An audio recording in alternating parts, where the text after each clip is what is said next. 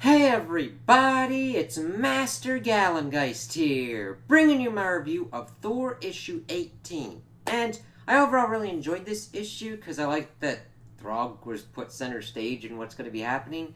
But I did have a problem with one of the things that kind of happened in here because it was kind of confusing. But we'll get into that. So we start the issue and we see that Thor is talking to someone and actually trying to get counsel from Loki. Talking about how everything's been going kind of wrong with his reign, what he's trying to do to make it work better, and that Mjolnir's been stolen. He doesn't know by who, but he can't let this information get out because it would weaken his already weak kind of reign, and he's asking for Loki's help. And that he trusts him and everything. And Loki's like, no, you don't trust me. I would have raised galaxies for you to say that. It's like, it's bull. There's plenty of other people that are your most trusted allies. Captain America, Beta Ray Bill, Sif, Mother. What you don't need is a trusted ally. You need a spy. And Loki's like, I'm out of that. I've got my own kingdom that I've got to worry about, and I'm too famous to do that. You need someone who'd be a lot able to slip under the radar undetected. And we see that Thor is smiling, kind of Odin-like, because I gotta tell you, that artwork is really kind of cool with how it's able to show it, and it's like, okay, this is good. And then, of course, Loki just like, wait a minute. Damn it, pour me something. I'm plotting now. We got this, you bastard. You got me into this thing. And it's funny, Loki might not be able to do it himself, but he's able to think of these kind of things because he's been in that game for so long, and he's able to figure out a good kind of way to do this. And it's just kind of crazy that Loki was pretty much trying to talk himself out of it, but he talked himself into it too. Then we switch over to pretty much Throg's kingdom as he comes back, and he's trying to tell his subjects of the battle that he had with the Shadow of Asgard, Donald Blake, and that he knows the taste of Uru. And it's just fucking awesome seeing him have his own kind of stuff and talking to him. But then we see that Thor pops up out of nowhere, and he's doing it because he's going to need his help. The problem I have with this is, you see, Thor shows up, let me see here, with what looks like Mjolnir. And it's not really explained or anything. The characters aren't confused. It's not shown to be an illusion or whatnot. It's just there, and then it's not. Because then we shift and we see that Thor and Throg are now talking, and you don't see anything like that anywhere. Like, that's my big kind of continuity issue. Like, Thor could have potentially sent or done some kind of message when Throg was alone and not have to have that kind of thing. Now, if it was an illusion kind of cast on some kind of object to look like Mjolnir to downplay the perceived weakness that we have lost Mjolnir, sure, I'm okay with that. I just need to be shown that or told that. That's my only kind of confusion and the only thing that I really found strange with this. Then we see that he comes to ask for him for help and everything like that, trying to deal with bugs.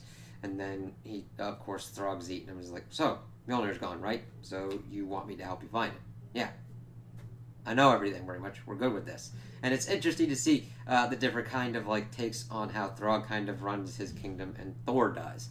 Now, granted, Thor has gone and asked for help from people, so it's just trying to figure out that whole kind of thing of asking for help and how to do that. And he's like, well, if I'm going to do this and I'm going to track down Mjolnir, I'm going to need a team. And then we see him thinking about the kind of team that he would need, Hugin and Munin, the ones that could turn over any kind of stone, a tracker and Lockjaw. He's like, hey, you want to go on an adventure? See Lockjaw's tail wagging and everything. Goes to get the dragon Lockheed and the Blackened from the X-Men. He's like, yeah, we'll need a forward scout.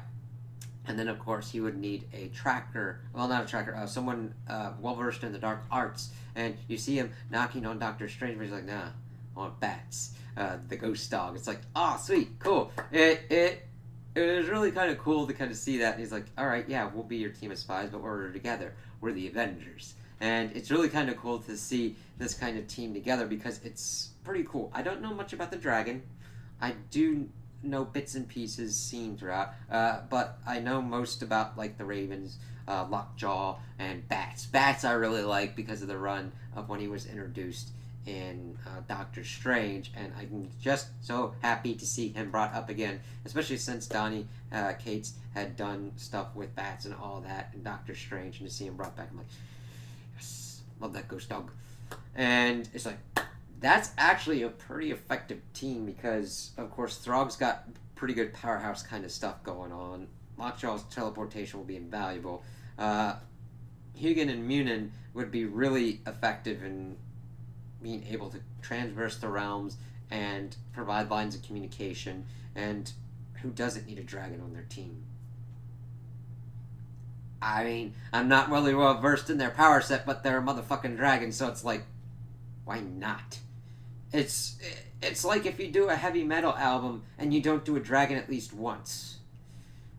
Something's off. It's like, it's a dragon. I mean, great.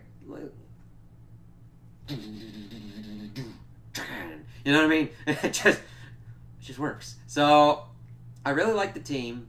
I like the whole setup, and it's interesting seeing Thor and his take of trying to be king of Asgard, essentially kind of doing a little Odinish thing without being a complete dillhole and dick. You know what I mean? He's trying to do the best thing for his realm, and it's interesting to see him juggle with this of like what information needs to be available to his subjects and what information would be detrimental to his subjects and his power in the realm. It's interesting to see Thor weigh and juggle and deal with these kinds of things because those are important parts of ruling. And seeing also Loki deal with that, since he is the king of Jotunheim at this point, that's cool stuff. So, and that we still have different kind of Thor warriors around. You could be, like, Throg is just cool, and I'm glad to see him being utilized. I love seeing him go up against Donald Blake, and this is going to be cool to see how he's able to help Thor find Mjolnir and what's going on with that. So those are my opinions on the issue. Tell me what you guys think in the comments below. If you liked it, if you didn't like it, if you agree with me, if you disagree with me. Also like and subscribe, and I hope you have a good day.